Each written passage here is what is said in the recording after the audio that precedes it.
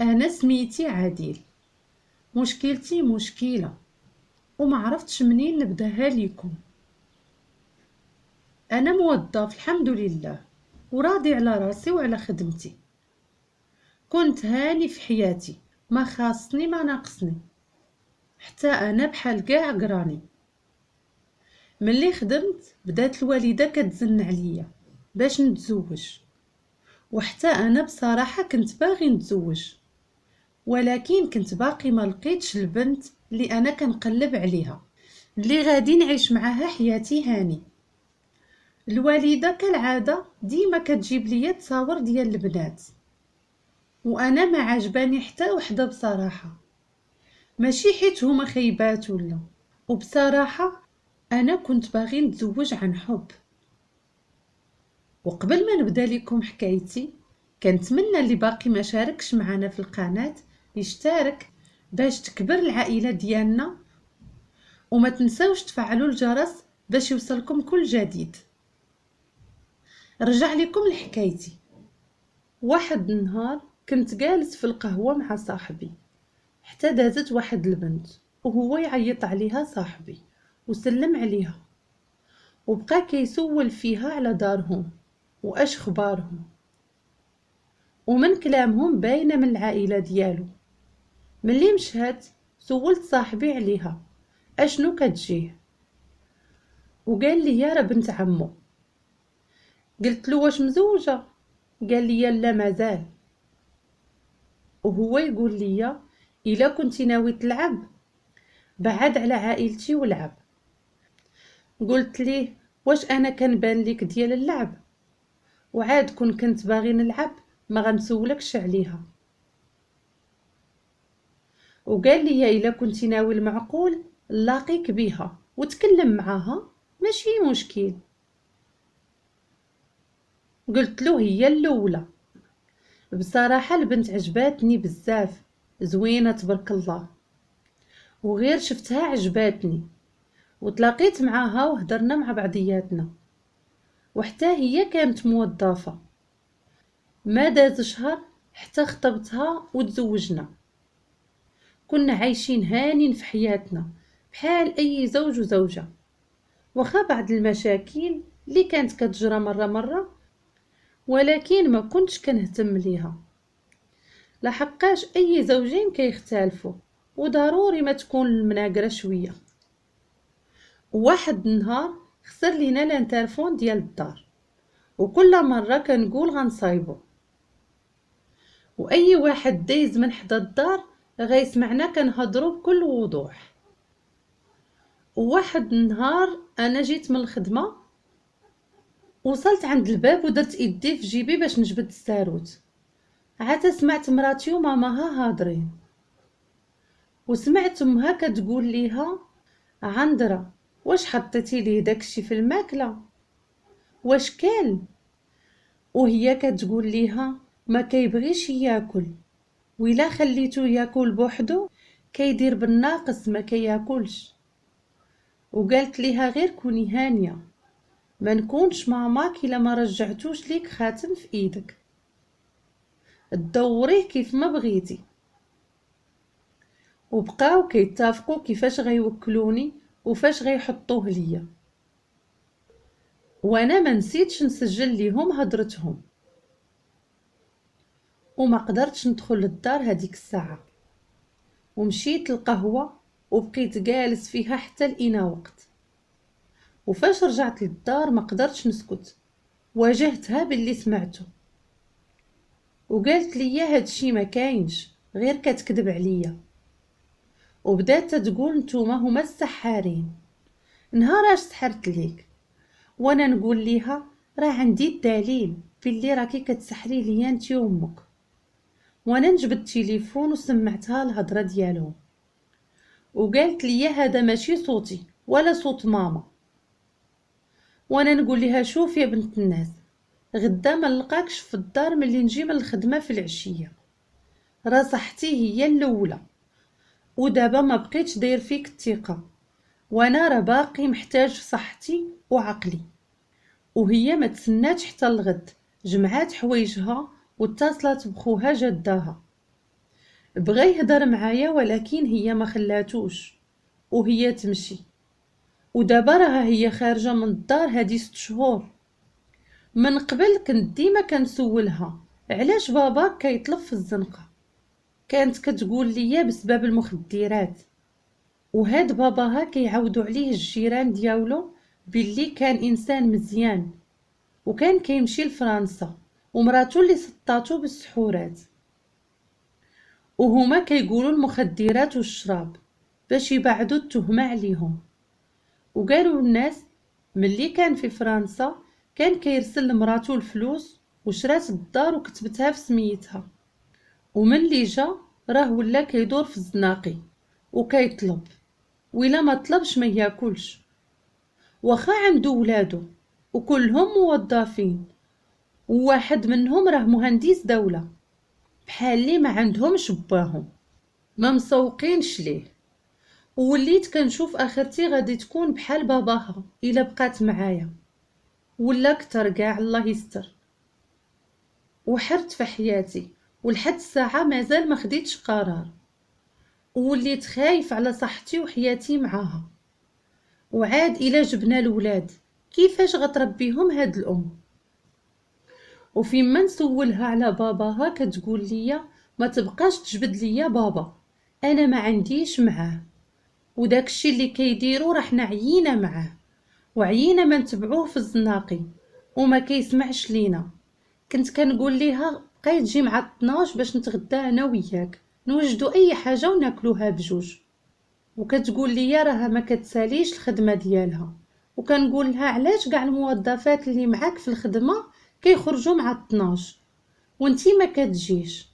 كتقول لي راك كتعرف انا راه كنحضي لاكاس، واي حاجه نقصات غتلصق فيا، وعاد ما كنكملش خدمتي في الوقت، وخاصني نبقى نكملها باش نخرج مع وقتي، ولا راه غنرجع معطله في العشيه. وواحد النهار تركتها الخدمه وقلت نجيو بجوج، وهذا الشيء قبل ما نكتشف السحور. وقالوا لي الموظفين راها مشات عند امها، وقلت ليهم ما قالتهاش ليا وانا على نيتي. وهو يقول لي واحد الموظف اخر فرحاتها هي امها حداها، كل نهار كتمشي تغدى عندها. وانا تحرجت قدامهم، وانا نقول لهم رانا عارف، تلاقيها غير اليوم نسات ما قالتهاش ليا. وهادي كمتها في قلبي وسكت.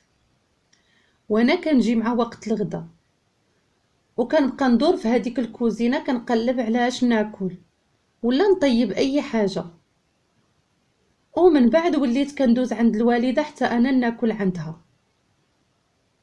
ونهار الجمعه كتسالي مع 12 ونص، وحتى هي ما كتجيهاش، وكتقول لي راه ما كيخليوناش نخرجوا حتى نكملوا، وما كتجي حتى ل3 او لا 3 ونص.